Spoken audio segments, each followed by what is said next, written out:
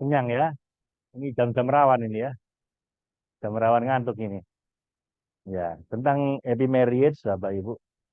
Ya memang iya sih kalau segala hal kalau nggak Anda rawat makin lama bukan makin matang, makin lama makin busuk. Ya kan Bu? Pernikahan juga begitu. Tapi itu nanti kita bahas di acaranya ya. Paling enak Ibu hadiahkan training ini buat beliau berdua. Itu paling enak undang-undang. Nanti banyak latihannya. Banyak latihannya. Ada juga yang hasil penelitian dari John Goodman itu, ada suami istri yang sepertinya baik-baik saja, berbahasa datang ke resepsi berdua, tapi tiba-tiba bercerai di usia pernikahan ke-16 sampai ke 22. Jadi menikah udah 16 tahun sampai 22 tahun, dia bercerai. Nah, kenapa itu? Nah, itu kita bahas nanti. Terus juga 4 hal yang bisa memprediksikan perceraian Anda.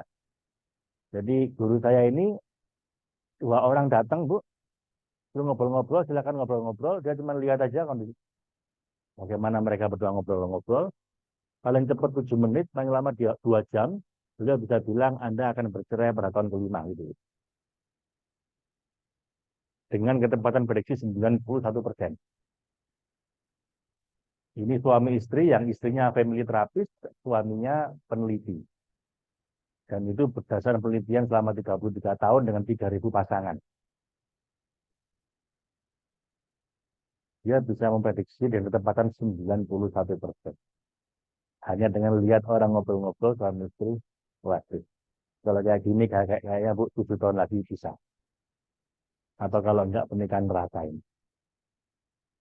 Nah, itu ada 4 prediktornya. Namanya The Four Horsemen of Marriage Apocalypse. 4 tanda kiamat pernikahan. Kalau itu ada, nah, ada lagi bisa. Terus bagaimana cara mengatasinya? Bagaimana cara membalik? Saya ikut training beliau langsung, saya punya lisensi untuk ngajari itu, Bapak. Namanya The Art and Science of Love. Itu udah lama juga ini belum kita lakukan. Berapa tahun Mas yang terakhir? 2016, Pak. 2016 ya. Saya ikut trainingnya di Florida di Amerika. Seru Bapak Ibu. Karena ada banyak latihannya nanti. Ada banyak orang merasa tahu pasangannya, begitu saya tes dengan latihan-latihan itu banyak nggak tahu. Siapa 3 orang yang paling mempengaruhi pasangan Anda? Ibu belum tentu tahu itu. Siapa 3 orang yang dianggap paling penting? Sepanjang hidup dia, apa 3 peristiwa yang paling mengubah hidupnya? Anda nggak tahu. Padahal informasi itu sangat penting untuk bisa Anda memahami pasangan. Dan itu nggak hanya untuk anak muda, Bu. Pasangan-pasangan tua pun, karena ibu tadi, kadang-kadang nggak makin bahagia, makin males. Nah, itu saya kira sangat penting. Atau yang belum punya pasangan, ya buat jaga-jaga supaya kalau punya pasangan biar biar seirama. Dan ini ada sainsnya, Bapak Ibu. Nggak ngawur, ini ada penelitiannya. Jangan dipikir asal saya jatuh cinta, semua akan baik-baik saja. Banyak artis kalau waktu pacaran, waduh, koyoyo ya, sangat mesra. Begitu menikah nggak lama bisa. Karena memang jatuh cinta aja nggak cukup, perlu ilmu. Itu bagi teman-teman yang butuh, atau Anda tahu ada orang butuh ini nih, entah itu teman, sahabat, atau anak menantu, atau orang tua Anda, bahkan silakan Anda referensikan. Karena belum tentu kita bikin lagi, itu sudah lama kita lakukan. Itu ilmu lama saya, Pak. Saya ini saya belajar banyak hal, Pak. Jadi sayang kalau nggak di-share. Oke, kita lanjut. Atau ada pertanyaan tentang itu? Kapan Pak Ren itu pelatihannya Pak Ren? 2 minggu lagi, Pak ya? Oh, 2 minggu lagi. Tanggal 25. Tanggal 25 November. The Science of Happy Marriage. The Art and Science of Happy Marriage. Dan itu juga, Bapak Ibu, datangnya berdua, kalau bisa, karena ada banyak latihannya. Dan itu surprising, banyak hal yang mengejutkan. Baik, Bapak Ibu, kita lanjutkan untuk stage yang kedua ya. Saya review lagi sebelum kita lanjut, karena ini ilmu common sense, ilmu yang mestinya kita semua udah ngerti. Cuma kata Stephen Covey, masalahnya kenapa hidup kita ini nggak maju-maju karena common sense is not common practice. Sesuatu yang kita udah ngerti semua nggak kita praktekkan. Kita sibuk mencari hal-hal yang rumit-rumit, yang canggih-canggih, lupa mempraktekkan hal yang paling fundamental, akhirnya hidup kita ruwet sendiri. Jadi saya rangkum lagi ya Bapak Ibu, di saat tadi Anda gloomy, di saat tadi Anda gelap, apa yang perlu dilakukan? Dua tadi latihannya. Yang pertama apa? Ikigai. Bisa jadi karena Anda nggak merasa hidup Anda meaningful. Meaningless. Karena begitu Anda hidup Anda meaningful, Bapak Ibu, dalam kondisi susah apapun Anda akan bahagia.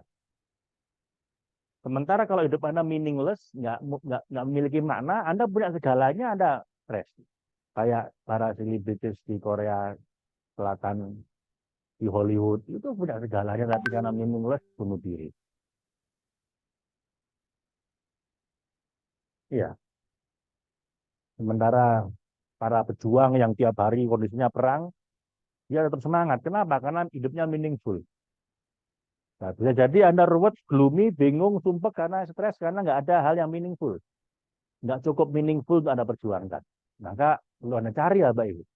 Karena begitu Anda menemukan itu, yang lain kecil, Bapak Ibu. Yang lain jadi remeh. Anda jadi nggak mudah mengeluh, Anda jadi nggak mudah capek, Anda jadi nggak mudah bingung. Saya kayak cerita tentang hal ini ya, Bapak Ibu. Ada 3 orang sedang menata batu bata ditumpuk-tumpuk. Sedang bangun gedung. 3 orang. Yang satu tanya, kamu ngapain? Numpuk-numpuk batu. Dia bilang, matamu buta apa? Saya numpuk batu gini. Udah pekerjaan bikin capek, kamu tanya lagi tambah capek aja. Orang kedua tanya, kamu ngapain numpuk batu? Oh, aku sedang mencari nafkah untuk anak istriku. Tiap batu yang aku tumpuk itu tabungan untuk mengkuliahkan anak saya. Lebih semangat nggak? Kerjaannya sama loh. Yang ketiga ditanya, kamu ngapain numpuk-numpuk batu? Yang ketiga ini nggak pernah capek apa itu. Yang pertama mengeluh terus, dikit-dikit capek, dikit-dikit istirahat. Yang kedua lebih semangat, jarang mengeluh, kerjaan lebih rapi. Yang ketiga ini pekerjaannya sangat halus, nggak pernah capek. Saat break pun dia terus lakukan. Ditanya, kamu ngapain? Saya sedang membangun Masjid Agung. Yang akan saya bangun sekuat mungkin, supaya saya mati pun akan terus ngirim pahala. Pekerjaannya sama, maknanya beda, semangatnya beda. Hasilnya beda. Halus apa kasar. Performance kerjanya beda, mudah capek atau nggak pernah capek. Hanya dengan mengubah maknanya. Yang satu meaningless, yang satu netral, yang satu meaningful. That's why, my friend, you need to know what's your ikigai. Anda perlu tahu ikigai Anda. Lalu yang kedua, Pak Ibu, menyikapi stres ya. Menyikapi stres Anda nggak apa-apa. Sekali-sekali sumpah, sekali-sekali depresi, sekali-sekali stres, banyak tekanan, tidak masalah lah. Memang hidup kayak begitu, harusnya kayak begitu. Jangankan kita, Nabi yang paling dicintai sama Tuhan pun, Fa'idha farok tafansob, ila rabbika farghab. Udah selesai satu, henti yang lain. Ada masalah satu selesai, dapat masalah yang lain. Gitu kan terus saja. Sampai beliau wafat. Itu Nabi. Jadi jangan berharap hidup selamanya akan oke. Berharaplah bahwa apapun yang terjadi Anda bahagia. Itu aja. Dengan cara stress relief-nya ya Bu ya. It's kabigushi kabigam ya. Sometimes bad, sometimes good. That is life. Terus ketika lagi stres ngapain? Sibuk bantu orang lain. Yeah. In any way, anyone. Ya. Walaupun sekedar sekecil Anda keluar rumah Anda, Anda jalan-jalan sebentar, mungkin ada orang susah, Anda bantu. Itu yang pertama. Yang kedua, Bapak Ibu tadi dari gloomy menjadi apa? Blue heart, tadi apa? Relief dengan cara forgiveness. Udah lepaskan semua beban yang nggak perlu apa ini. Kalau Anda mau lebih detail ini ada di Total Solution, ada teknik namanya 3P ya. Anda udah hatam teman-teman yang sudah beberapa udah ngulang 3P 10 kali.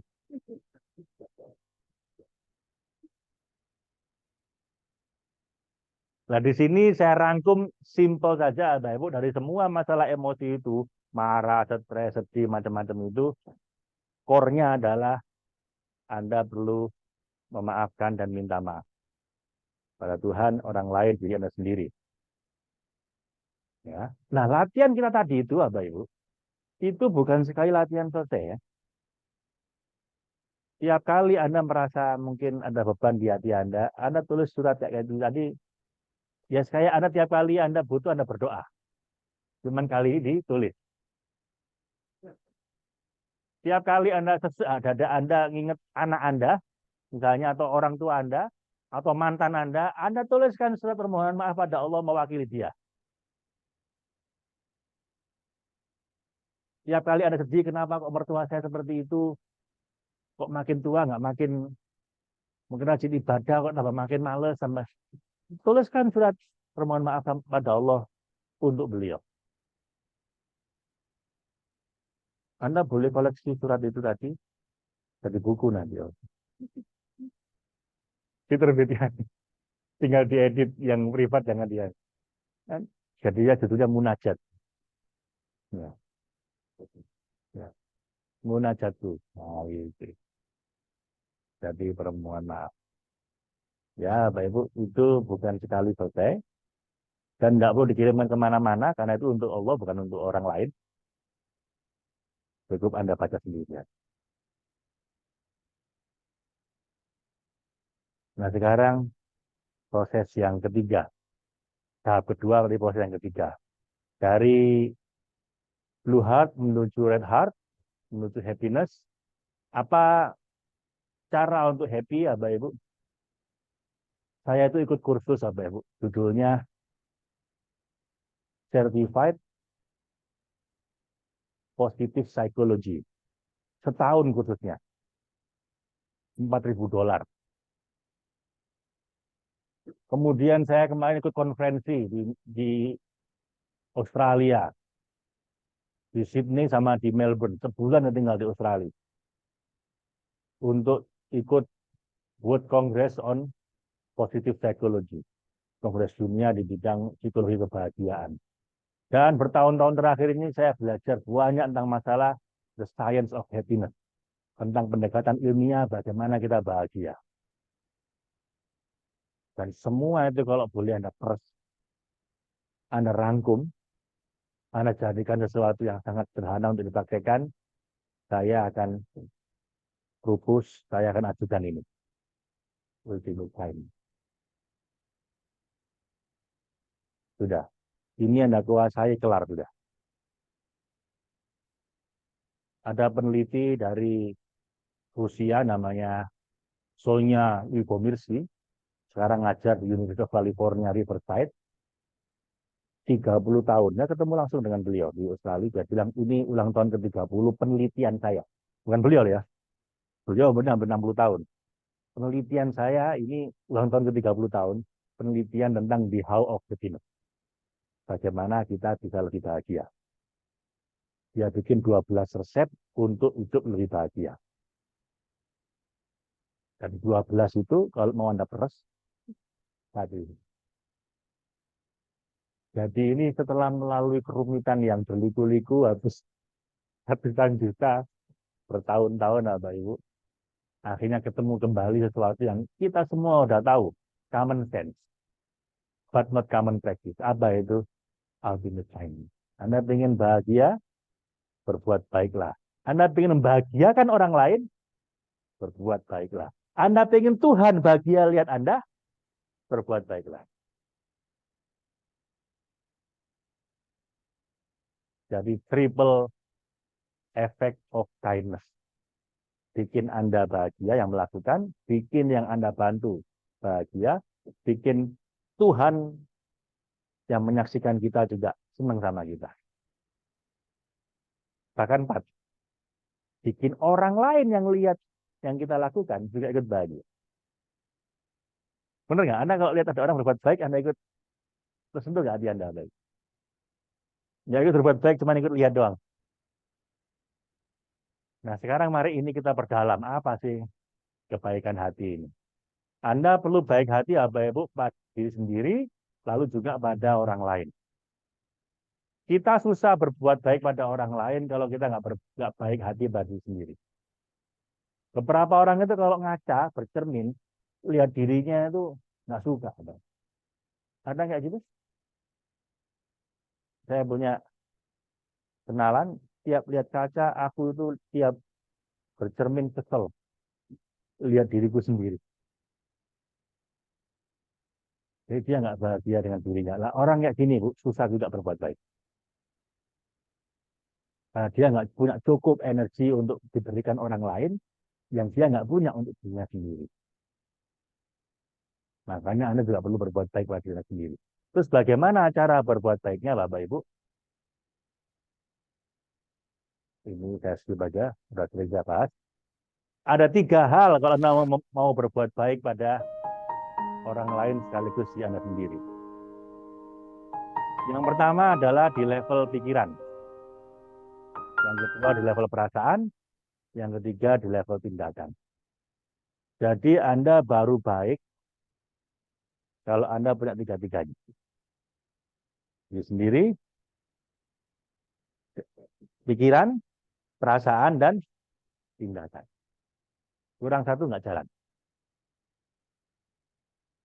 Harus ada semuanya. Misalnya Anda mau baik hati dengan tindakan dan dengan perasaan, tapi pikirannya enggak. Ada bencana alam. Lalu Anda kirim beras.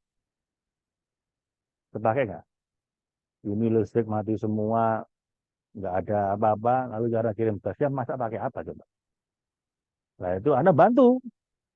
Anda empati, cuman karena nggak ngerti masalahnya, nggak ngerti harus bantu apa, akhirnya nggak berguna bantuannya pada saat itu. Atau sebaliknya, Anda ngerti, oh orang ini butuh biskuit, kalau biskuit langsung bisa dimakan tuh. Dan Anda ngasih, pikirannya benar, Anda paham dia, actionnya juga ada, cuma Anda ngasihnya Anda lempar. Nih, badokan, ini makan nih. Kira-kira gimana Bu? Bantu nggak itu? Bikin orang jadi sakit hati. Atau ada Anda sangat paham dia butuh biskuit misalnya, Anda empati, Anda kasihan, Anda mungkin nangis di kondisi dia, tapi lalu Anda nggak ngapa-ngapain. You do nothing. Kira-kira gimana? Ngomong doang ya. Jadi tiga-tiganya ini harus ada Bapak Ibu. Nah sekarang kita mau latihan satu persatu. Apa saja nih? Yang pertama ini. Saya memahami Anda. I understand you.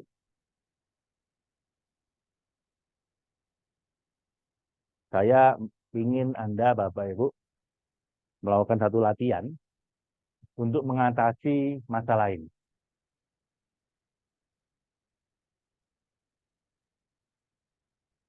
Salah satu yang bikin orang jadi nggak baik hati ya Bapak Ibu. Itu karena nggak memahami orang.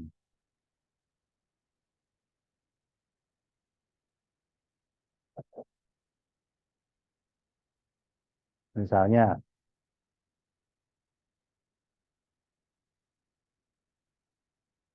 Anda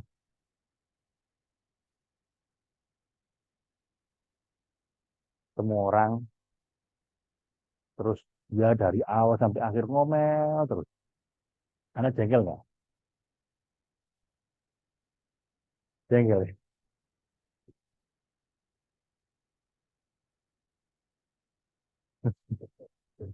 Pusing, stres.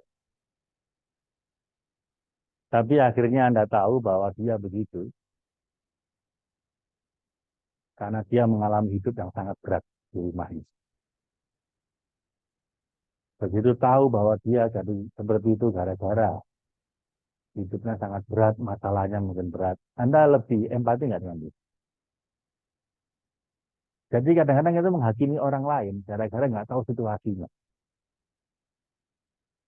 Mesti saya contohkan dari Seven Coffee ini orang di apa di kereta lalu ada ayah bawa anaknya itu nuakal teriak-teriak orang didorong-dorong semua orang nggak suka sama anak ini akhirnya dia bilang ke ayahnya mbak tolong anaknya ditertibkan karena dongkol kan punya lihat anak kayak gitu lalu ayahnya bilang saya nggak tahu siapa karena ibunya baru meninggal tadi pagi karena masih jengkel sama anaknya. Seringkali kita itu jengkel sama orang, sakit hati sama orang, menghakimi orang hanya gara-gara kita nggak paham apa yang ada dalam hidup dia, apa pergulatan batin yang sedang dia alami. Nah, Bapak Ibu, sebentar lagi kita pilpres.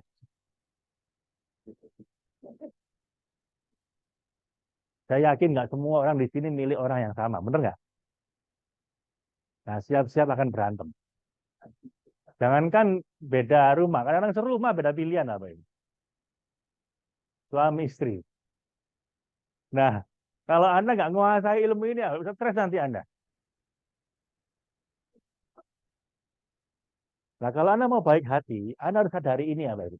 Kita itu kalau sudah cinta, buta, kalau udah benci, tuli. Kalau udah cinta sama seseorang, kita buta dan kekurangan dia. Kalau udah benci dengan seseorang, kita tuli tentang kebaikan dia. Gitu nggak? Kalau Anda udah milih calon A, nggak suka sama B, kira-kira walaupun A ini berbuat yang kurang baik, Anda maklumi nggak? Yang B walaupun dia sedang nyumbang-nyumbang, wah paling pencitraan gitu nggak? Ya itu karena kita mengalami namanya confirmation bias atau motivated reasoning. Logika kita itu, kenalan kita itu mengikuti motivasi kita.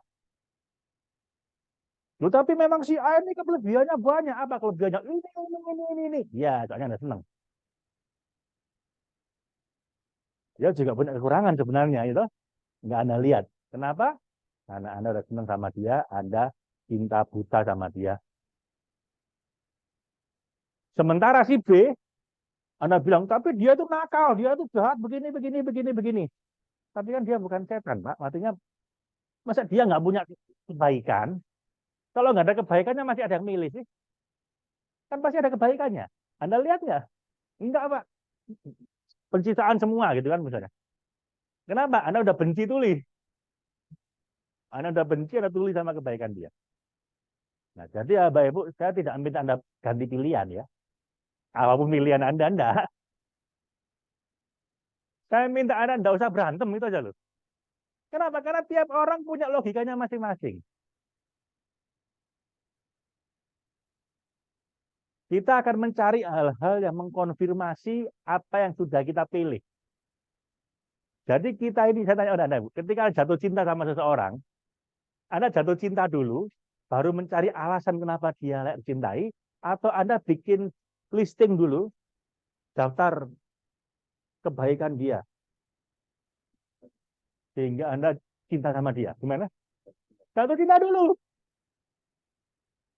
Serasional apapun Anda, Mbak Ibu, para psikolog kognitif udah bikin statement bahwa 80% keputusan kita itu emosional, nggak rasional. Anda sudah senang dulu, baru Anda cari apa kebaikan dia. Anda udah nggak senang dulu, lalu Anda cari apa kekurangan dia. Nah, itu namanya motivated reasoning. Jadi penalaran yang didorong oleh motivasi tertentu. Lah kok dua orang ini berdebat, jadilah debat kusir kayak di TV-TV. Karena nyari alasan gampang apa itu. Ada yang kemarin milih A, sekarang milih B. Ada yang kemarin benci sekali sama A, sekarang bela A. Kenapa? Ditanya, kenapa gitu? Ya kan telur aja bisa jadi ayam berarti. Masa pendapat nggak bisa berubah? Ya benar sih. Tapi ya itulah Bapak Ibu. Nalar kita itu bisa ngikuti ya, hati kita. Lah kalau Anda ingin baik hati ya Bapak Ibu, Anda harus melampaui ini. Anda harus memahami ini. Terus nggak usah terlalu ngotot. Karena memang begini, begini. Iya, iya. Cuman itu juga karena Anda senang sama dia. Ini ada, ini ada kartunya, Pak. Guys. Apakah kamu sudah cek dan recheck dulu apa yang kamu share di sosmed itu bukan hoax? Ah, enggak perlu. Karena ini sudah sesuai dengan keyakinan pendapatku. Jadi pasti benar. Jadi bahkan dia nggak perlu ngecek lagi karena sudah cocok sama pendapat saya. Tapi kalau nggak cocok, wah saya cek terus. Benar nggak ini? Jangan keliru. Jangan. Nah, itu harus hati-hati ya, Pak. Bapak Ibu, saya nggak tahu pilihan Anda apa. Silahkan apa yang Anda yakini mana. Cuman sebagai tester, Anda jangan terlalu ngotot. Tolong ngotot ya. Saya malu sebagai guru Anda. Kalau Anda itu bagai itu kok kemudian benci yang lain, ngapain sih? Santai aja, rileks. Yakini apa yang Anda yakini, tapi nggak usah terlalu sebegitunya sampai yang lain disalahkan semua. Baik, sekarang latihannya. 5A, silakan dibuka apa itu. Ini untuk mengurangi kengototan Anda ya, mengurangi fanatisme pada apapun, pada mazhab, pada pilihan presiden, pada apa yang Anda yakini sekarang.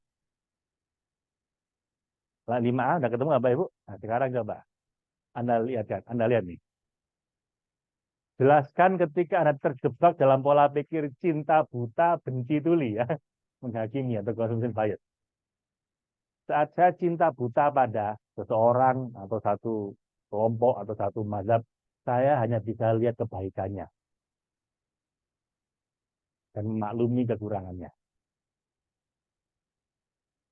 Saat saya benci tuli pada seseorang, saya akan terus ingat kekurangannya dan cenderung mengabaikan kebaikannya. Nah, coba Anda tulis itu. Anda buka halaman yang 5A, Bapak Ibu. Saat saya cinta buta pada siapa, lalu sebutkan Anda jadi suka sama dia kenapa. Lalu saat saya udah benci sama seseorang, siapa orang itu, saya jadi nggak suka sama dia karena dia begini, begini, begini, begini. Silakan ditulis.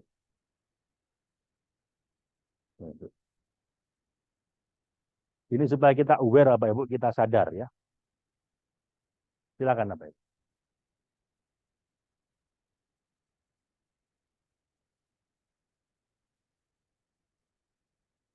Pak Aryan masih punya handoutnya? Handoutnya mas kalau masih ada.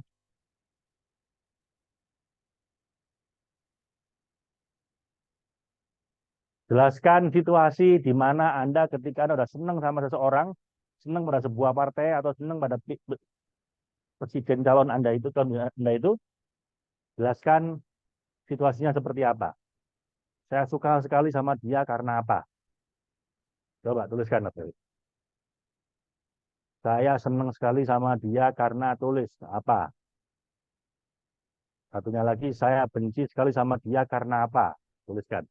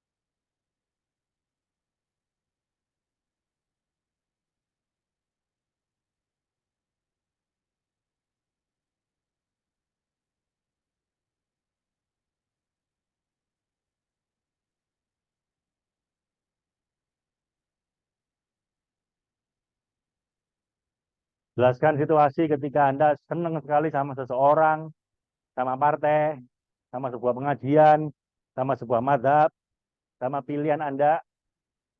Nggak harus selalu, pokoknya Anda senang sekali sama dia. Jelaskan kenapa Anda senang sama dia. Kan pasti Ibu punya sesuatu, apa yang Ibu favoritnya apa, yang Ibu suka siapa? Nggak ada. Loh, Loh, nggak harus pemerintah, Bu. Apa, Bu? Misalnya, saya senang sama Apple, misalnya. Karena Apple itu begini, begini, begini. Saya senang peti, karena peti itu begini, begini, begini. Kan kita pasti suka sama sesuatu atau seseorang. Nah, berikan alasannya kenapa Anda suka. Begitu juga ketika Anda benci sama seseorang atau sesuatu, atau partai, atau capres, atau apapun, sebut Anda benci kenapa? Anda nggak suka sama dia kenapa? Kan pasti rasional, benar ya? Nah, silakan tuliskan.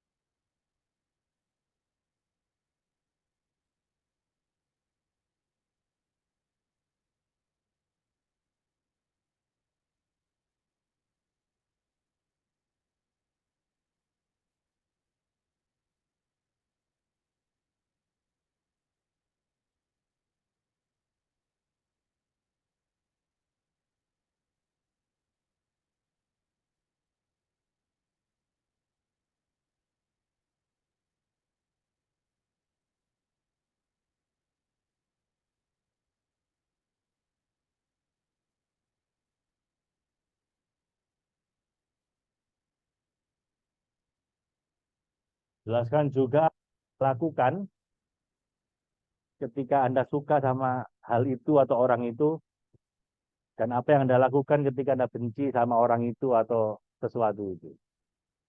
Apa yang Anda lakukan? Saya jadi posting di medsos. Saya belain mati-matian dia. Enggak. Saya akan umumkan ke dunia bahwa dia orang jelek, orang jahat. Ya. Apa tindakan Anda untuk perwujudan benci atau cinta Anda itu?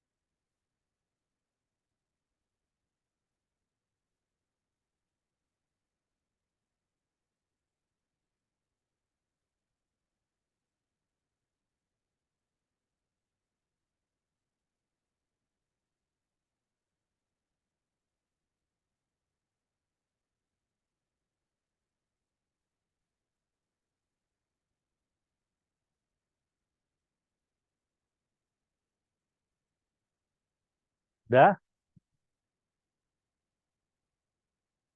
jadi jelaskan kenapa Anda mencintai dia atau itu.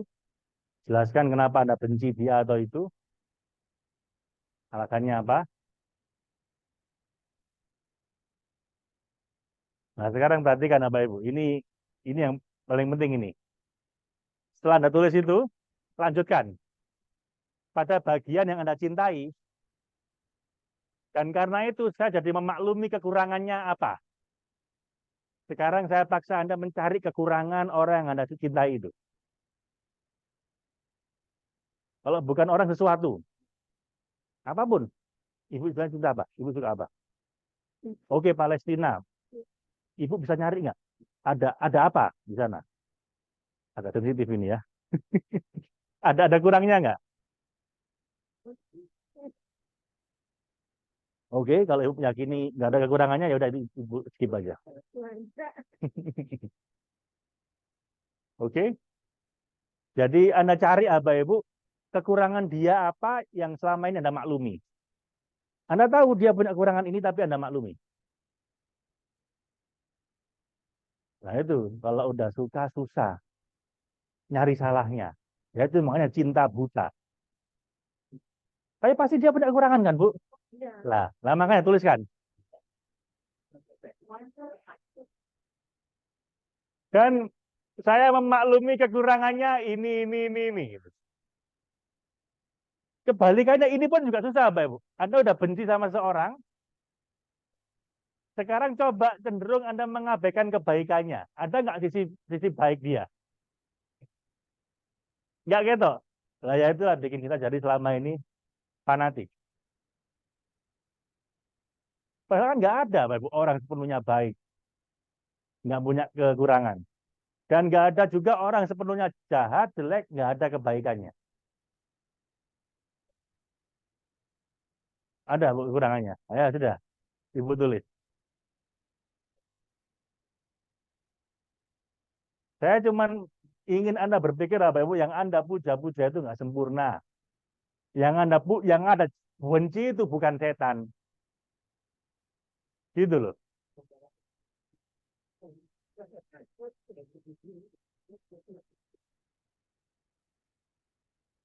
Coba Anda renungkan, Bapak Ibu. Kalau Anda merasa nggak ada, renungkan kembali. Pasti ada, Bapak. Karena kita nggak ada yang sepenuhnya jelek, kita nggak ada yang sepenuhnya jahat.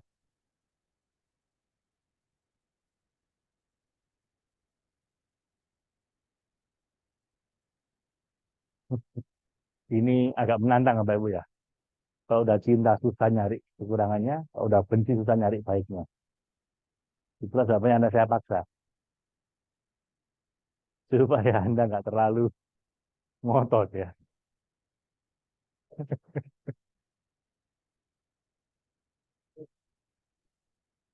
Silakan ditulis apa itu. Bagaimanapun dia juga manusia, ada baiknya, ada jahatnya. Ada jahatnya, ada baiknya. Anda temukan.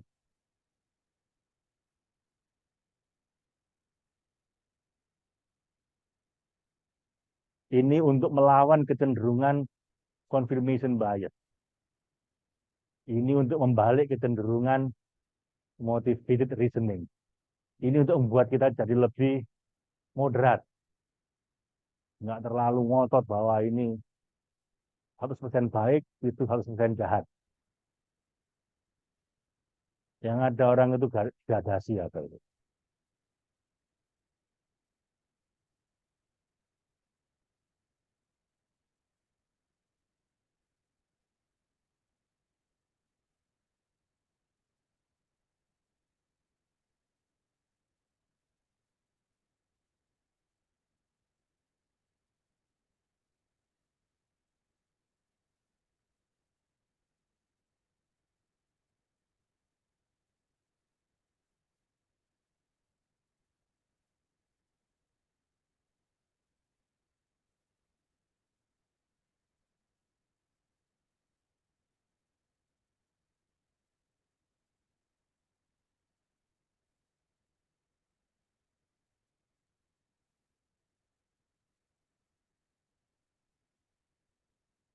Cukup. Nah, sekarang saya mau komentar satu dua orang. Apa yang Anda rasakan saat Anda menulis?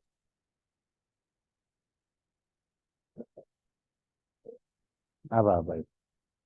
Ketika Anda dipaksa menulis tentang seseorang yang sangat Anda sukai atau sesuatu Anda sukai, tiba-tiba dipaksa nulis apa kekurangannya. Iya, Ibu gimana? Kenapa?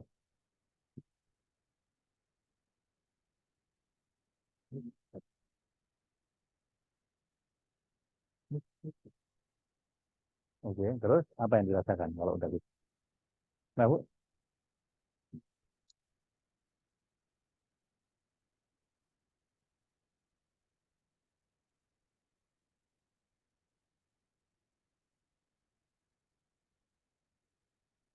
Yes.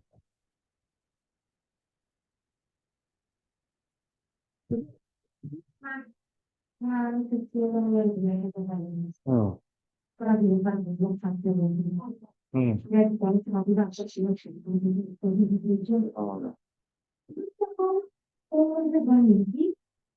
Ada dalam ini bisa bisa kalau bisa melanjutkan bacaan dia gitu loh sampai benar bisa juga dengan mereka atau sesuatu gitu yang tadi bilang tentang itu gitu.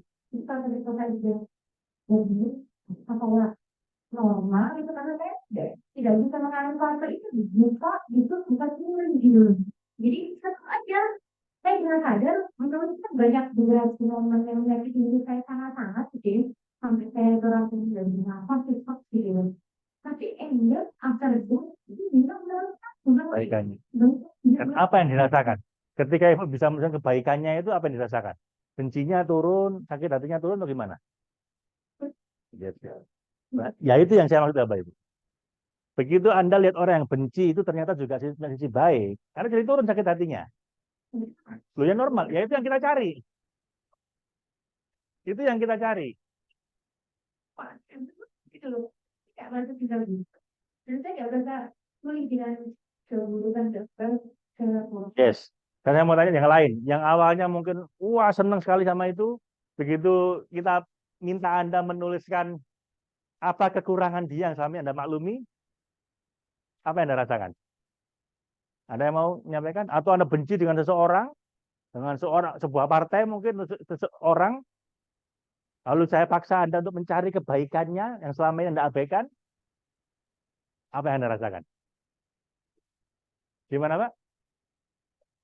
Sulit menyatakan. Jadi ketutup semua. Oke. Tapi sampai sekarang pun Bapak nggak bisa nulis. Oh bisa, Bisa. bisa. Setelah ditulis bagaimana rasanya? Kelegaan. Ada kelegaan. Iya. Nah itu yang kita cari ya, Pak. Ya. Tiap kali ada benci sama seseorang, apapun seseorang, partai atau apapun, Anda kenang lagi, masa sih orang sama sekali nggak ada baiknya, masa setan dia ini. Iya. Anda tuliskan kebaikannya, Iya. itu mengurangi kebencian Anda, benar nggak, Pak? Jadi yang awalnya tulis jadi agak denger. Iya. Sebaliknya, kalau Anda udah benar-benar suka sama orang, seseorang atau apapun itu, atau capres atau siapapun yang ada bela mati-matian, coba Anda kenang, masa sih dia malaikat, dia kayak nabi aja nggak punya kekurangan, pasti ada dong. Tuliskan kekurangannya. Kita akan mengurangi fanatisme Anda pada dia. Nah itu maksud saya dengan ini akan membuat Anda jadi lebih rileks. Jelas ya. Supaya kalau ada orang nggak seperti Anda, itu bukan berarti dia salah, Mbak Ibu. Jelas ya.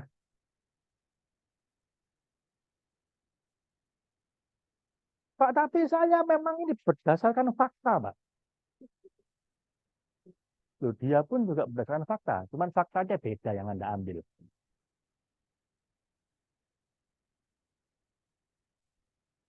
Kenapa?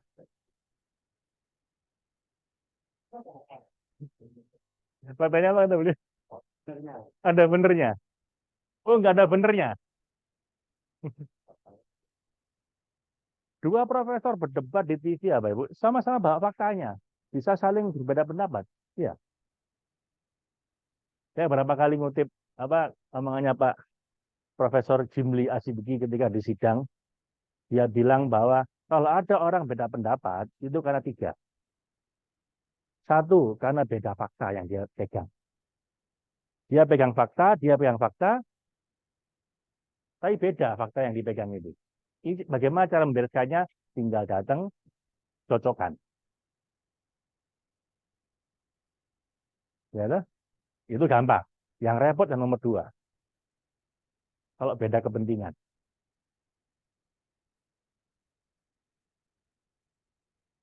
Kalau udah beda kepentingan, Bapak Ibu, terjadi namanya motivated reasoning. Penalan Anda akan ditentukan oleh kepentingan Anda. Akhirnya, ketemu cocok-cocokan data nggak jadi, Bu, debat yang ada. Karena sudah ada kepentingan tertentu. Mau bela A, mau merendahkan si B. Dia akan seleksi fakta-faktanya hanya membela A, fakta-fakta yang melemahkan A diabaikan, yang menguatkan bahwa B jahat akan dia cari, gitu kan apa itu. Dan yang ketiga, orang beda pendapat karena beda sudut pandang. Barangnya satu, cuman dilihat dari sudut yang berbeda. Point of view-nya berbeda. Bapak Ibu, kalau Anda mau jadi orang baik hati, pertama mulai dari pikiran dulu. Apa? Hindarkan Anda dari ini. Ini kecenderungan natural. Anda nggak salah. Memang kita manusia nggak begitu. Apa? Cuman bisa Anda lawan. Bahwa kita bisa berpikir lebih adil dengan cara tadi. Kalau udah cinta, jangan buta. Kalau udah benci, jangan tuli.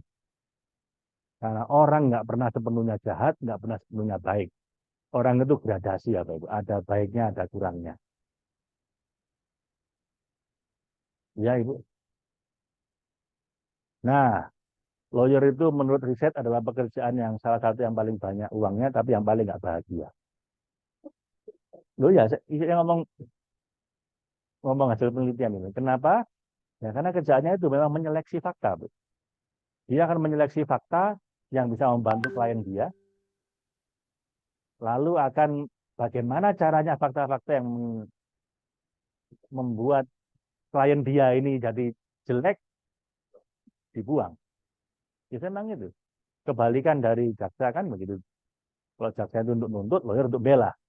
Makanya ketika dua ketemu, mudah-mudahan akan menemukan keadilan relatif duniawi.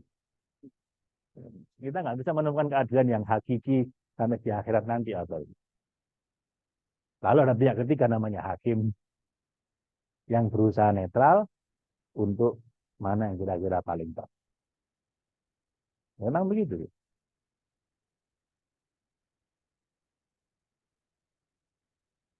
Terima kasih Pak. Saya tulisnya ini langsung pada karena kita kan pakai catnya cerita juga itu kan bukan sebuah kebaikan yang dipakai untuk Mana komentarnya apa? Sudah sangat banyak yang komentar. Saya ini apa ya Bu, di Facebook saya kan cenderung diem ya. Bukan berarti saya ngapa-ngapain. Cuman sudah banyak yang memaki-maki, sudah banyak yang menyalah-nyalakan. Saya pikir nggak boleh tambahin lagi. Ya, presiden kita juga berangkat ke sana ke konvensi Islam ya untuk nilai mau nemuin di Amerika untuk itu. Karena begitu saya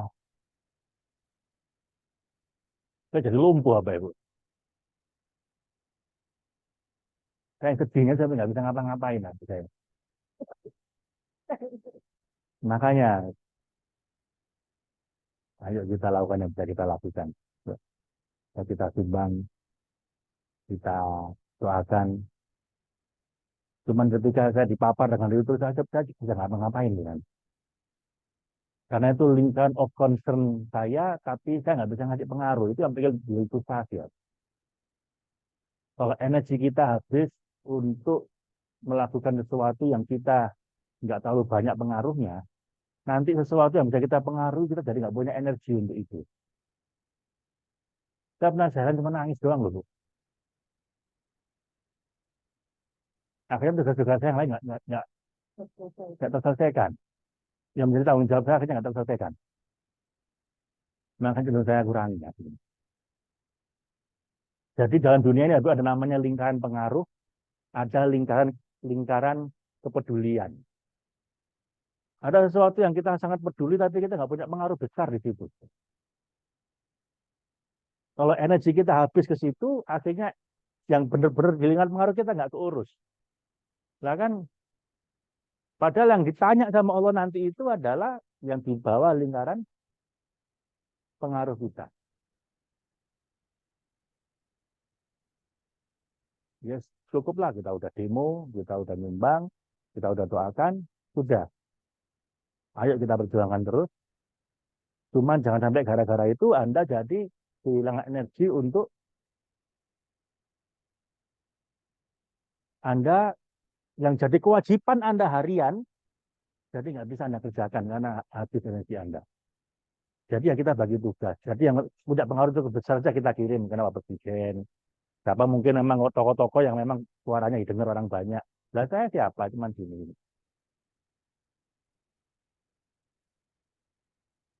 Saya di awal-awal itu juga nggak bisa ngapa-ngapain. Saya tidak. Dan saking hopelessnya, saya bisa apa? Ya baru akhirnya saya menyadari saya harus bangkit karena ada banyak orang yang harus saya urusi. Di antaranya Anda ini. Ya mungkin tidak sedang perang, tapi perang di rumah tangganya masing-masing. Nah, ini kalau terbengkalai semua gara-gara saya lumpuh secara emosi, nggak bisa ngapa-ngapain gimana coba? Repot, repot. Karena apa ya, memaki, membenci itu menghabiskan energi. Benar nggak sih ya, Ibu? Dan kesedihan, empati yang sangat dalam itu juga akan menguras energi. Bener loh nih, sampai saya, Bapak Ibu, saya batalkan. Webinar saya batalkan. Pagi saya malam saya nggak bisa ngapa-ngapain. Jadi makanya ada latihan. Ya, begitu mungkin.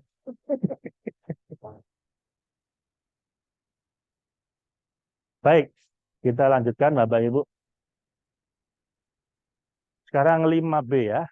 Sebelum ke 5B kita lihat fundamental attribution error.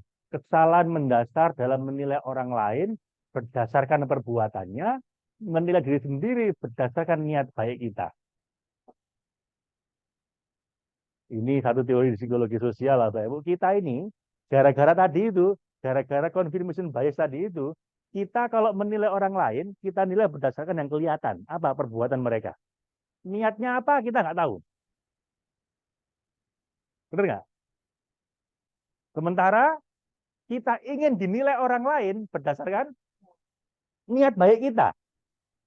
Padahal orang nggak lihat niat baik kita. Orang tahunya perbuatan kita. Gitu nggak, Bapak Ibu? Saya sering mencontohkan, ada orang ugal-ugalan di jalan, mau nyerempet mobil Anda ngomong apa? Kurang ajar, nggak pernah makan bangku sekolahan ini. Memang nggak pernah makan bangku sekolahan, dia makan nasi dia. Kenapa? Yang Anda lihat cuma perbuatannya. Tapi Anda mungkin nggak tahu bahwa dia sedang ugal-ugalan begitu karena istrinya sedang mau melahirkan mungkin. Ibunya mungkin sedang di ICU, perlu transfusi darah, dia sedang bawa darahnya itu. Karena Anda nggak tahu. Yang Anda tahu adalah dia naik mobil ugal-ugalan. Anda menilai orang lain berdasarkan perbuatannya. Sementara kalau yang seperti itu Anda, kira-kira gimana? Anda ugal-ugalan di jalan gara-gara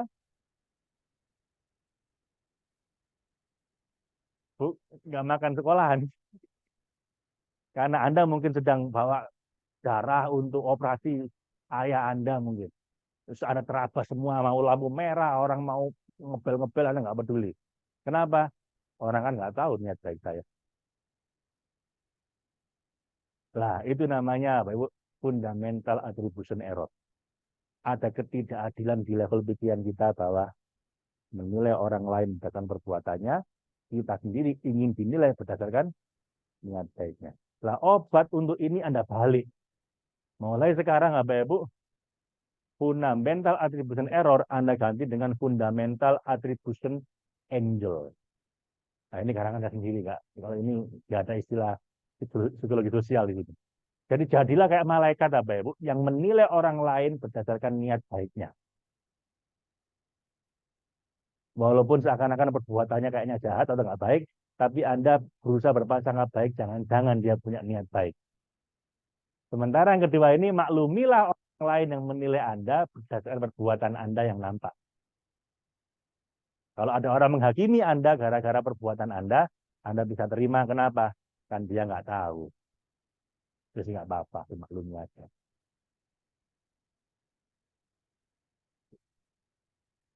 Kalau Anda bisa begini, Bapak Ibu, anak kayak malaikat tuh.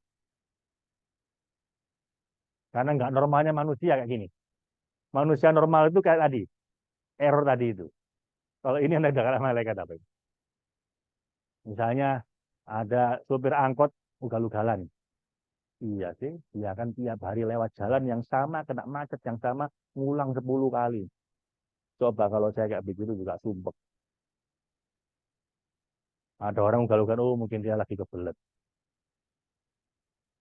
Ada orang mungkin apa, hutang nggak bayar sama Anda, mungkin dia juga ada kesulitan keuangan.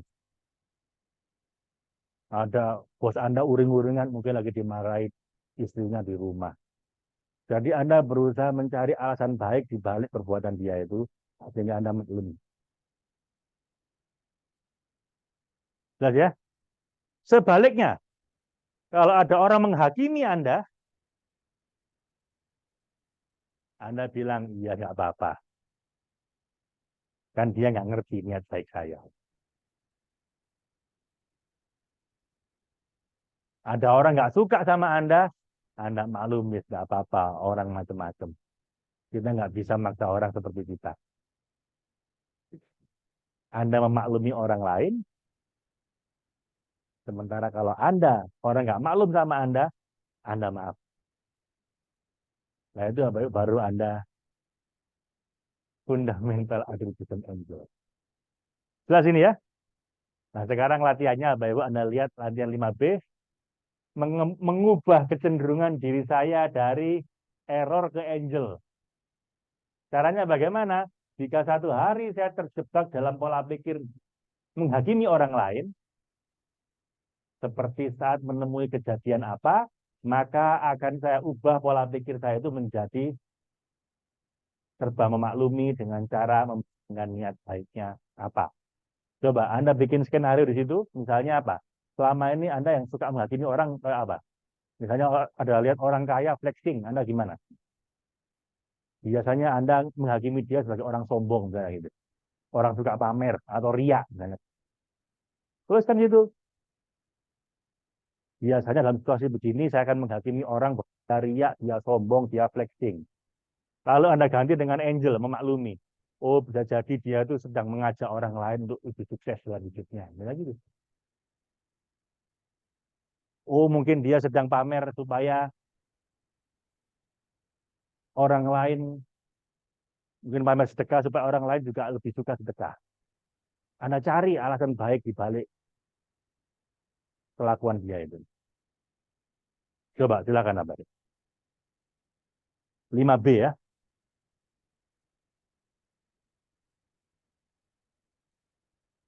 Kapan di situasi apa di mana Anda biasanya menghakimi orang lain? Di situasi apa Anda sangat sensitif? Misalnya, Anda lihat ada orang yang baru belajar aja udah petetang-peteteng gitu kan. Lalu Anda menghakimi dia. Yang ngerti saya dia ini. Kadang-kadang itu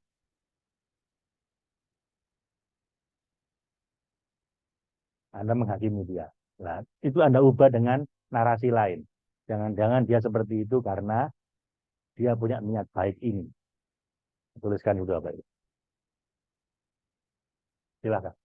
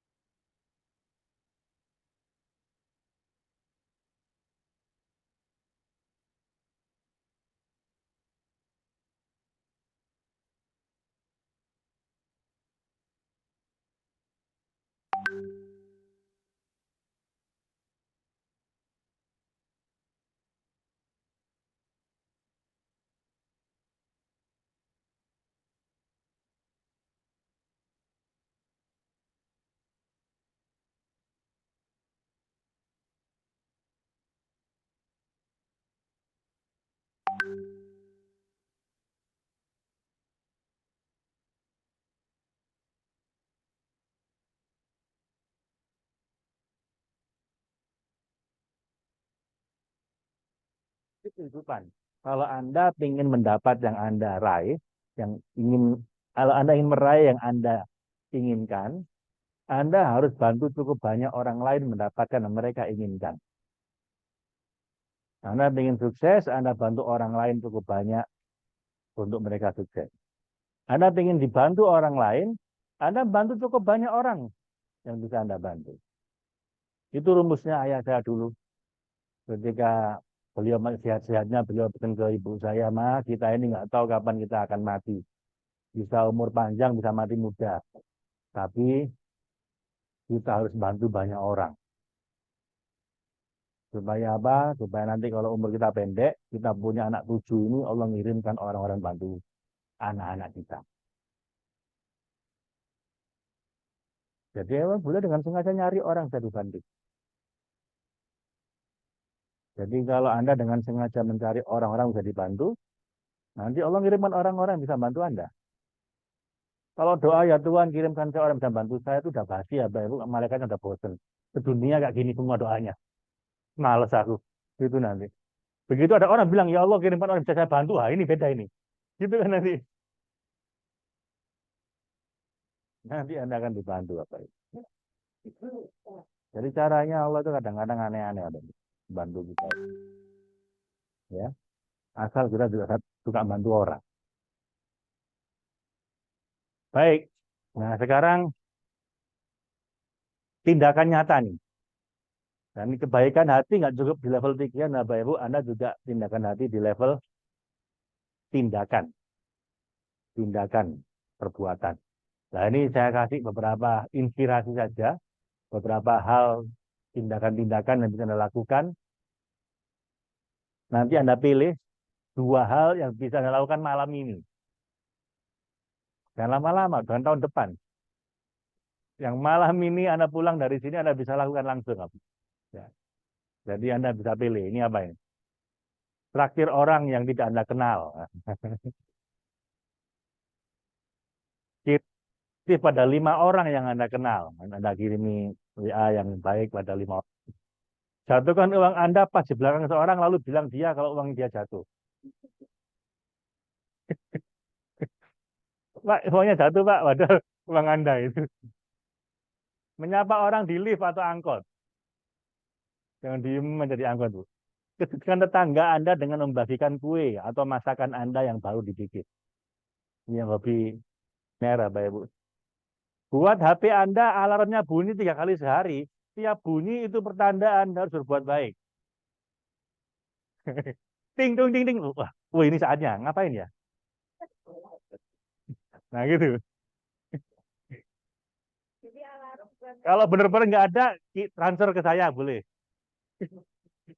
Kalau nggak ada orang Anda bantu, ada transfer kayak atau apa ya Bapak Ibu? Kan bisa gitu. Sumbang beliau ke Palestina kata. Beliin belian buat istri ya. Beliin mobil buat suami. Ya, jadi kadang-kadang kita itu perlu diingetin aja Bapak Ibu. Alarm bunyi 3 kali, begitu bunyi harus berbuat baik. Walaupun sekedar senyum, sekedar mijitin mungkin teman kerja, tak begitu nggak mukanya capek. Gitu. Kan seru lah Bapak Ibu ya. Jadi game ini. Menulis komentar positif di medsos pada AI. Nah ini ada orang Anda nggak suka, dia komentar apa, Anda kasih komentar yang positif. Memberi pesan positif pada orang yang Anda temui sedang berbuat baik di jalan. Misalnya ada orang lagi mengut sampah, Anda dari jauh bilang ini. Bagus Pak, bagus Pak. Menyapa orang asing dan tersenyum. Menawarkan orang yang sedang butuhkan untuk memotong antrian Anda. Lagi antri, kayaknya dia lebih butuh, Pak. Mau duluan, silakan Pak. Anda mundur.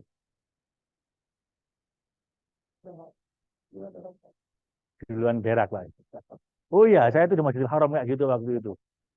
Saya lagi antri panjang, begitu sampai di sini ada orang datang sambil gini-gini. Saya udah kasihan orang ini. Pak, gantikan saya. Tapi gantikan kadang-kadang yang sini kan nggak rela, bener nggak? Ya caranya Anda ke belakang, Pak. Nah, Anda kan itu resikonya. Mas, jangan gantikan saya, Anda ke belakang, gantikan dia. Supaya nggak ada yang protes. Tapi kalau misalnya boleh, ada bilang, Pak boleh ya, Pak boleh duluan ya. Kalau yang lain setuju ya boleh. Tapi kalau yang lain nggak setuju ya ada yang ke belakang. Kalau emang Anda mau ngasih bagian Anda. Apalagi ini. Tulis rekomendasi buat teman atau rekan kerja Anda. Ini di LinkedIn kalau Anda punya. Anda masalah, ya kehilangan pekerjaan. Anda punya LinkedIn, kan Anda kasih rekomendasi.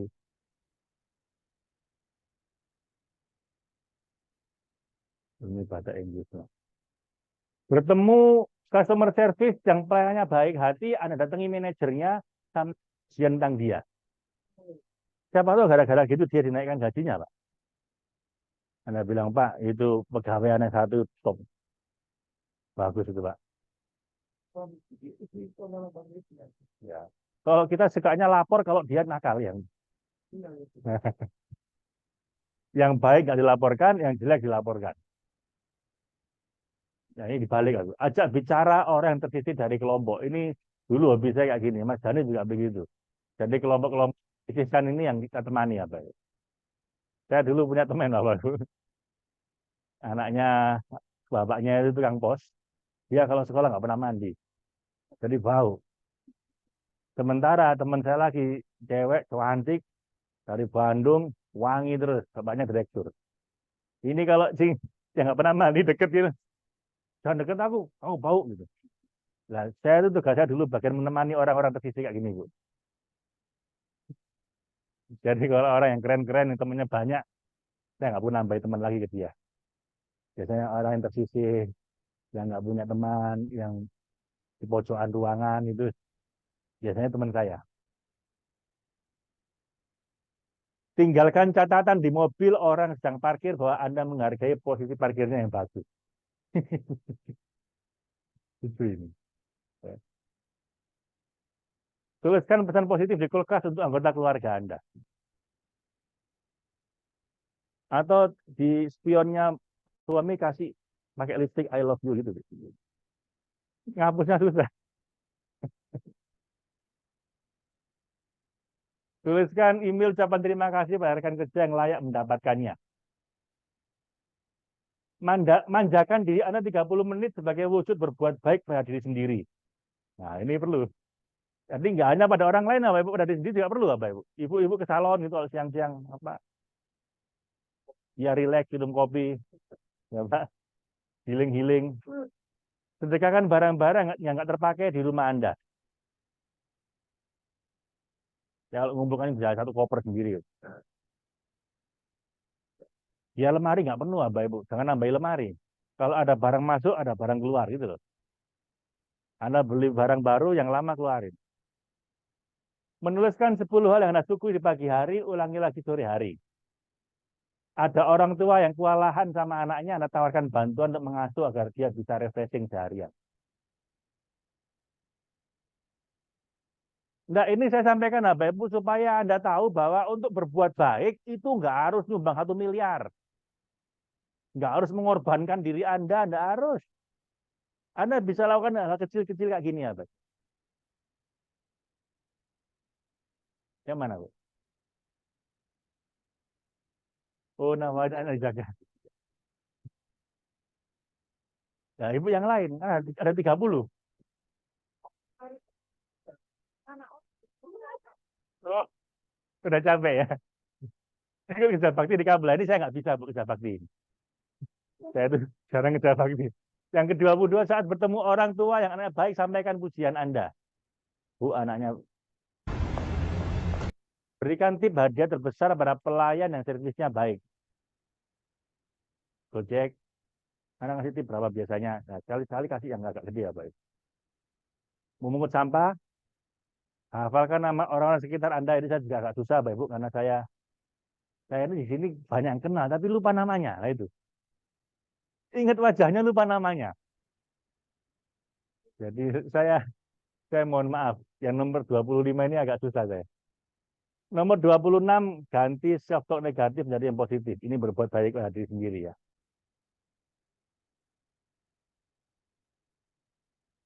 Bantu anggota keluarga yang sedang sibuk menyelesaikan tugas rumah tangganya. Letakkan HP saat Anda bersama orang lain. Kalau ngobrol, jangan sambil lihat HP. Nah, sekarang kita latihan nomor 29 sama 30. Yaitu menuliskan apa itu? Surat apresiasi pada guru atau orang atau mentor atau siapapun yang Anda merasa dia telah mengubah hidup Anda.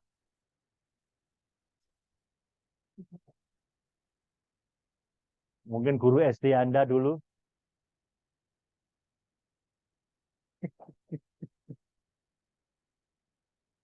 Jadi ini mau kita praktekkan Bapak Ibu. Yang terakhir, tuliskan 10 hal yang paling Anda sukai dari pasangan Anda. 10 alasan mencintai dia.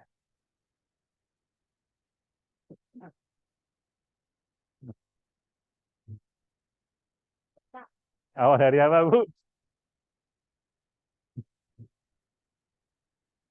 Pertemuan tanggal 20. Oh, Happy Marriage. Oh ya, ini preamble, ini pembukaannya. Ya. Sebentar, sebelum kita sampai ke situ, Bapak Ibu, Anda tuliskan dulu apa 2 hal yang mau Anda lakukan paling lambat malam ini untuk berbuat baik pada orang lain. Menuliskan dulu. Itu janji Anda akan melakukan 2 hal itu untuk orang tersebut. Tuliskan dulu, Bapak Ibu.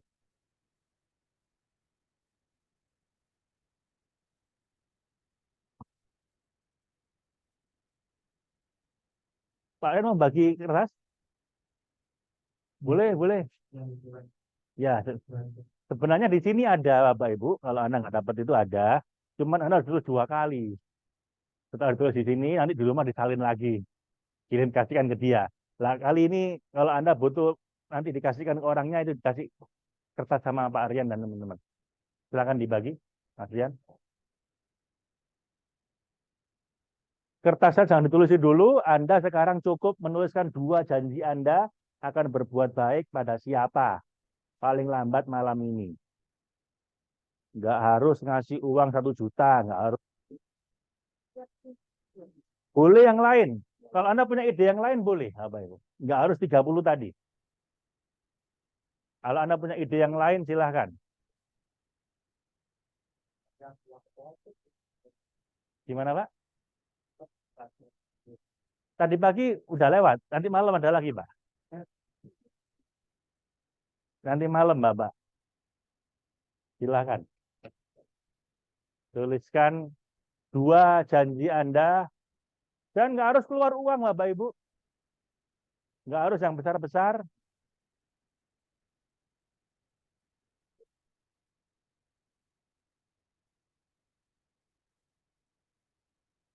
Oh enggak, dua-duanya. Udah nggak ada. Nah, nanti tunggu saya, ntar. Suratnya jangan diapa-apain, tunggu saya dulu, Bapak Ibu. Sekarang Anda tuliskan dulu aja janji Anda mau berbuat baik apa malam ini. Paling lambat besok pagi kalau malam ini nggak bisa. Sebelum kerja. Apa ide Anda?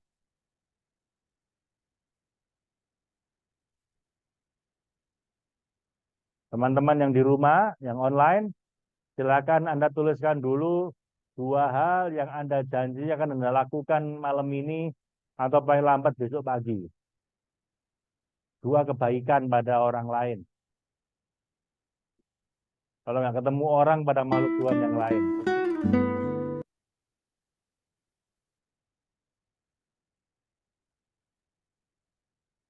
Nanti suratnya nanti taruh dulu. Suratnya nanti nunggu komando saya Bapak Ibu.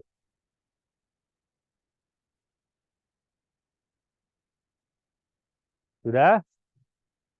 Sebentar. Saya mau cek dulu. Random.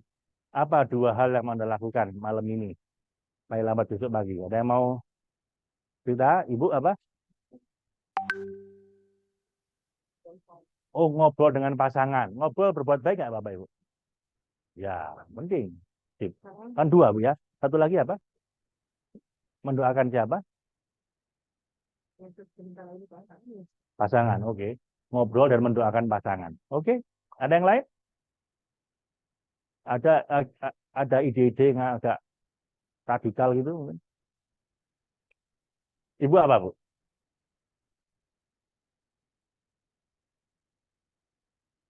Pijitin suami. Wah, alhamdulillah ya, oke. Malam ini pijitin suami. Oke, berapa menit, Bu? 10 menit. Satu lagi apa lagi?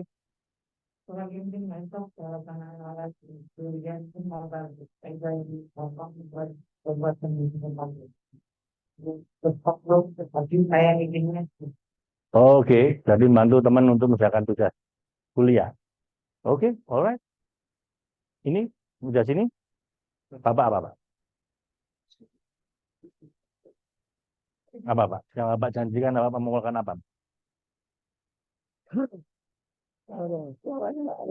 Oh, baik, Bapak. Saya mau transfer uang pada salah satu. Oh, oke. Nah, konkret ini Bapak Ibu ya, transfer uang dah. Paling konkret sudah. Yang kedua, saya mau minta maaf sama istri karena nggak minta maaf. Oke, oke. Saya mau menyatakan Cina karena nggak berani menyatakan. Oke, mantap.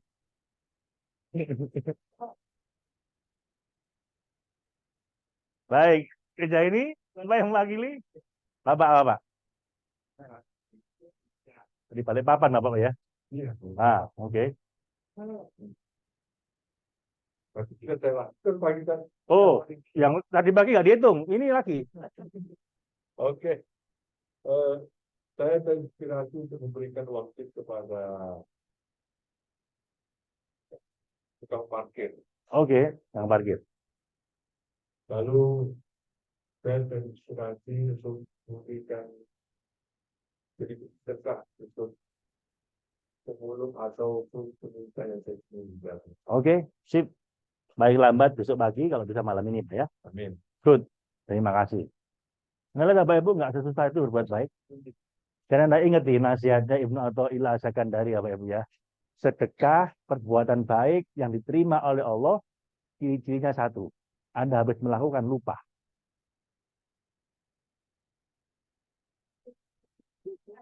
Kalau sampai Anda berbuat baik kok ingat terus tanda-tanda nggak diterima Bapak Ibu. Karena Anda udah merasa bahwa Anda yang memiliki, Anda yang melakukan, Anda yang memberikan. Jadi makanya nggak harus hal besar. Kan? Imam Ghazali ketika beliau wafat, sahabatnya mimpi, tanya, wahai Imam, apa? Bagaimana Allah memperlakukan Anda? Alhamdulillah baik. Apa amal Anda yang paling dianggap besar sama Allah? Apakah kitab Anda yang luar biasa itu Ihya Ulumuddin? Apakah amal Anda, tirakat Anda, riyadhah Anda, ibadah Anda? Beliau bilang, lah ya itu saya juga heran. Kenapa? Saya pikir hal-hal besar yang saya lakukan itu. Ternyata enggak. Pintu dibukanya semua amal saya adalah satu amal yang sangat sederhana ketika suatu hari saya nulis di malam hari, ada serangga nempel di tinta saya sedang minum. Dan saya dengan loving kindness. Anda lihat ya, Bu. Dengan kindness. Saya kasihan lihat dia minum, saya biarin dia minum sampai selesai. Begitu dia udah pergi, baru saya lanjutkan dulu. Saya bahkan nggak merasa bahwa itu berbuat baik. Saya cuma merasa kasihan. Loh itu Allah membuka pintu untuk diterima semua yang lain.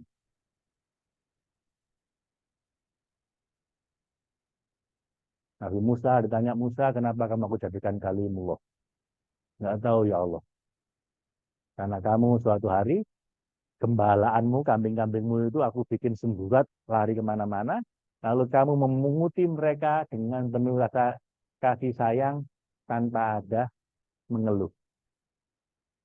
Aku lihat hatimu baik sama kambing-kambingmu. Aku jadikan kamu kalimullah. Nabi Ibrahim tanya juga jawabannya apa? Karena kamu kalau makan nggak pernah sendirian, selalu traktir orang. Dan Nabi Muhammad ditanya juga, kenapa Muhammad kamu aku jadikan Sayyidul Anbiya? Bukan karena pintermu walaupun kamu fatonah, bukan karena bangsawanmu walaupun kamu bangsawan berdarah biru, bukan karena kekayaanmu walaupun kamu kaya, bukan karena ibadah-ibadahmu walaupun ibadahmu banyak sampai kakinya bengkak, tapi karena hatimu yang paling baik. Bil mu'minina ra'ufur rahim. Ini apa Ibu? Tenaga dalamnya semua nabi. Perangannya bisa macam-macam. Ada yang galak kayak Nabi Musa, ada yang lemah lembut kayak Nabi Isa, ada yang kadang bisa keras, kadang bisa lembut kayak Nabi Muhammad. Tapi yang selalu ada di dalam diri mereka adalah kindness. Dan semua orang besar kayak begitu abad. Dan ini kalau nggak dilatih, nggak lupa gitu. Yang latihnya hal kecil aja, nggak usah gede-gede. Yang gede ya bagus. Cuman kalau habis berbuat gede, kalau Anda ingat terus, nah, ciri-ciri Anda nggak diterima itu. Masjid ini saling bangun. Nah, ini. Yang paling bagus emang harus habis amal gede lupa. Yang paling repot amal sedikit inget terus. Kamu nggak inget waktu kamu butuh uang aku kasih 50.000 itu. Baru 50.000 di. Jadi ya Bapak Ibu, ya ini kalau dituliskan nggak hanya 30 Bu, bisa 1.000. 1.000 cara berbuat baik. Ya, Anda sendiri, Anda tanya ChatGPT. 1.000 cara berbuat baik, kan ada banyak nanti. Ya, yang penting dilakukan apa itu. Oke? Nah, sekarang ada dua lagi yang perlu Anda lakukan sekarang sampai asar ini adalah dua hal. Yang pertama, Anda nulis surat penghargaan, apresiasi, terima kasih pada seseorang yang mungkin selama ini Anda merasa dia sangat berjasa dalam hidup Anda, tapi Anda nggak pernah ngomong itu pada dia. Mungkin guru ngaji Anda dulu, mungkin mentor bisnis Anda dulu yang bikin Anda jadi gede seperti sekarang ini. Mungkin orang pernah menemani Anda ketika Anda sedang terpuruk mungkin. Orang pernah ngutangi Anda ketika Anda sedang dalam kondisi berat. Kalau di Singapura kemarin, Bapak Ibu, ada seorang yang sudah sangat sukses, masih mau hadir di acara itu untuk mensupport IO-nya. Terus dia bilang, Anda tahu kenapa saya hadir di sini? Karena yang ngundang saya Richard Tan, dia bilang. Kenapa? Karena dulu ada masa dalam hidup saya sangat terpuruk, semua orang meninggalkan saya. Lalu Richard Tan telepon ke saya, dia bilang, Michael, saya lupa namanya, Michael siapa? Ayo makan-makan. Saya dijemput ke rumah saya, dan saya diajak makan, habis diajak makan saya dimodalin. Dia bilang, makanya walaupun saya sekarang jauh lebih sukses dibanding dia mungkin secara keuangan, tapi saya nggak pernah lupa sama orang satu ini. Maka kalau orang satu ini yang ngundang saya, pantang bagi saya untuk nolak dia.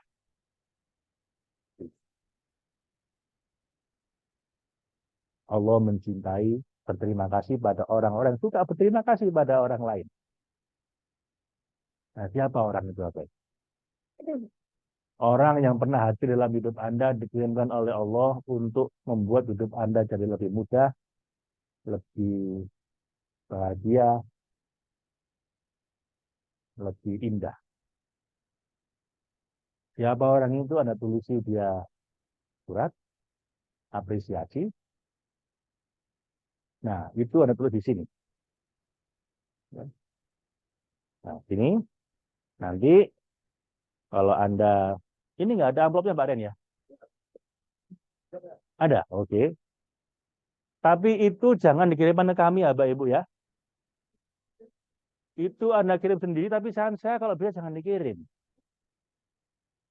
Anda janjian sama dia, lalu Anda bacakan di depan dia, kasihkan ke dia.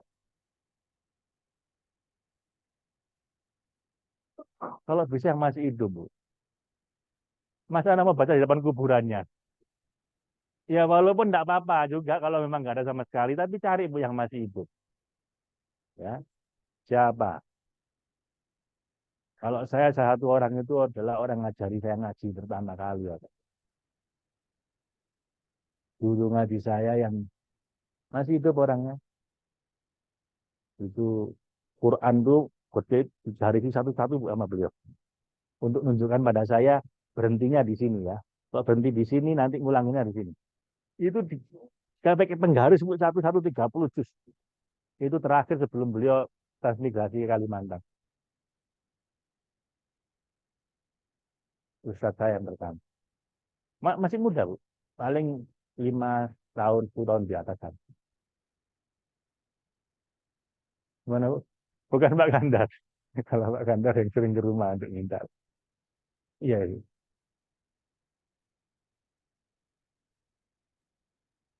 Iya.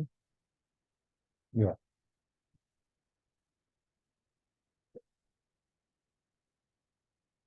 Boleh, kalau Anda merasa ada orang melukai Anda tapi gara-gara dia Anda jadi jauh lebih baik, boleh. Tapi isi suratnya jangan nyindir-nyindir ya. Benar-benar ucapan terima kasih yang tulus, bukan kemudian Anda nyindir-nyindir. Enggak, kalau mau nulis pada orang kayak gitu boleh, tapi yang tulus, bukan benar tulus berterima kasih, bukan Anda sedang mau nyindir dia, enggak. Jangan sampai salah pahami. Ya. Itu yang pertama, Bapak Ibu. 15 menit. Kemudian 15 menit berikutnya Anda tuliskan 10 hal yang Anda sukai. Dari pasangan Anda boleh. Nggak punya pasangan, Pak. Orang tua boleh. Anak boleh. Atau siapapun. Orang yang Anda cintai.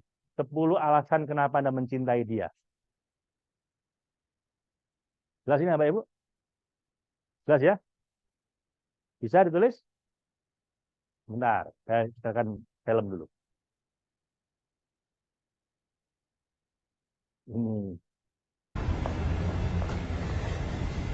I'm not going to sing praises from. Sering lihat ini, tapi nggak apa kita putar lagi, Bapak.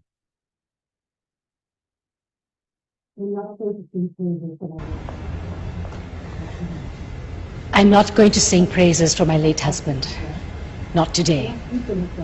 Neither am I going to talk about how good he was. Enough people have done that here. Instead, I want to talk about some things that will make some of you feel a bit uncomfortable. First off, I want to talk about what happened in bed. Ever had difficulty starting your car engine in the morning?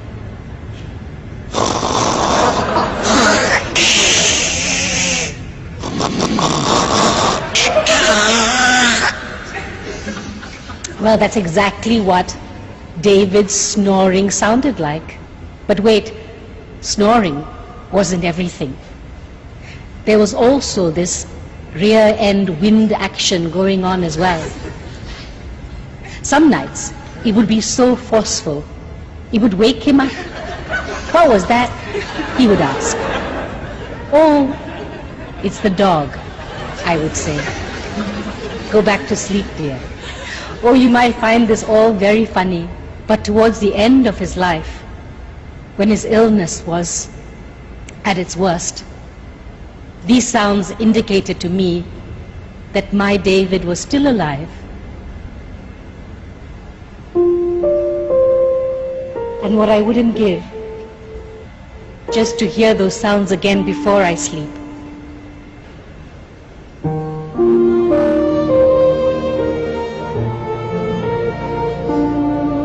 In the end, it's these small things that you remember, the little imperfections that make them perfect for you. So to my beautiful children, I hope one day you too find yourselves life partners who are as beautifully imperfect as your father was to me.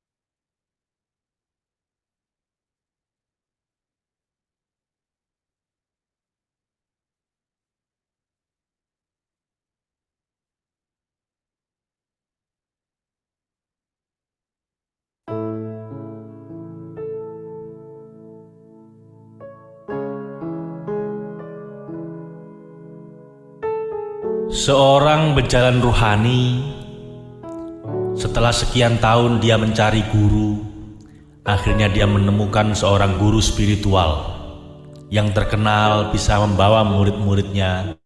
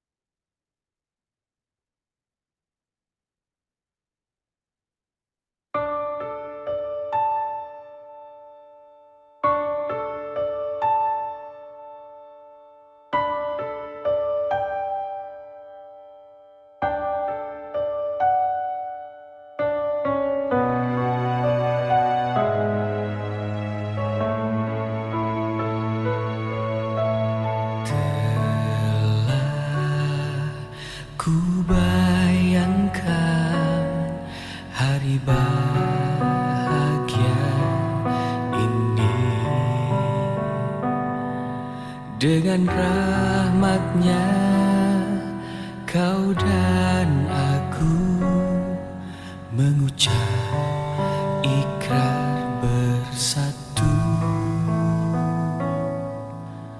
Telah ku nantikan berlabuhnya cintaku. Dengan namanya ku pasrahkan hidupku bersamamu. Bagai mimpi hari ini, bahagia ku ada di sampingmu, bersanding mesra dalam nuansa penuh cinta. Telah lama ku nantikan berlabuhnya cintaku ini. Dengan namanya ku pasrahkan hidupku bersamamu. Bagai mimpi hari ini, bahagia ku ada di sampingmu, bersanding mesra dalam nuansa penuh cinta. Biar semua menjadi saksi betapa tulusnya cinta ini. Semoga saja takkan berakhir selamanya.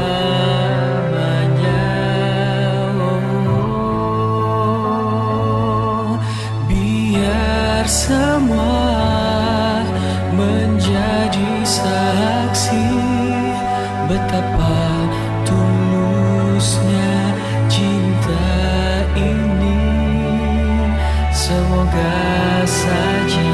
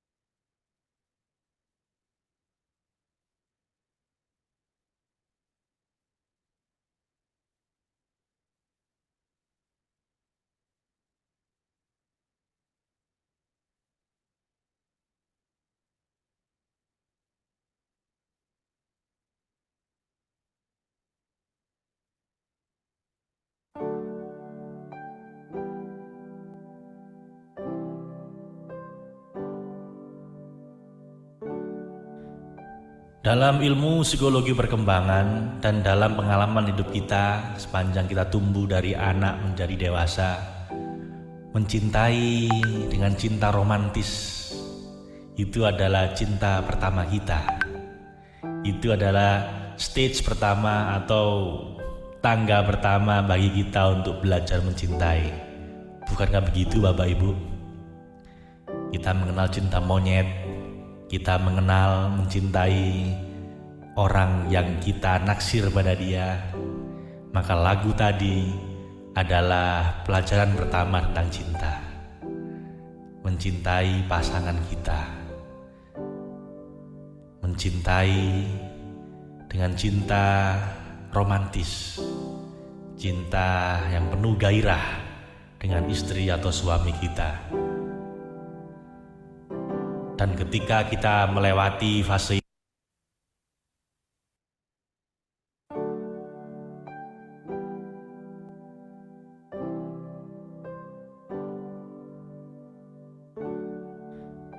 dalam ilmu psikologi perkembangan dan dalam pengalaman hidup kita sepanjang kita tumbuh